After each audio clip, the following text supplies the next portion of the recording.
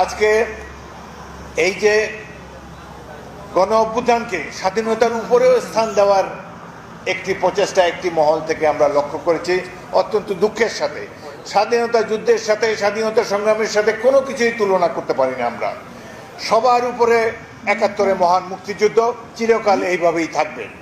আমরা মুক্তিযুদ্ধকে কাউকে কলঙ্কিত করতে দেব না, মুক্তিযোদ্ধাদেরকে বিভক্ত হবে এটাও আমরা কখনো আশা করি না।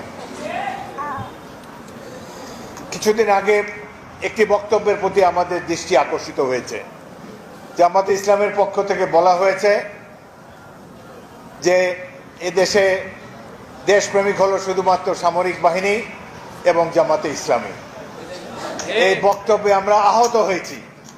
বাংলাদেশ সেনাবাহিনী মুক্তিযুদ্ধে অংশগ্রহণ করেছে, মুক্তিযুদ্ধের মধ্যে দিয়ে গড়ে ওঠা একটি বাহিনী, পিপুলস বাহিনী, জনগণের বাহিনী হয়ে ৯ মাস যুদ্ধ করে দেশকে স্বাধীন করেছে এবং এই বাহিনী গড়ে তুলেছেন মেজর জিয়াউর রহমানের নেতৃত্বে তৎকালীন ইস্ট বেঙ্গল রেজিমেন্ট এবং ইপিআর এর সৈনিক অফিসাররা।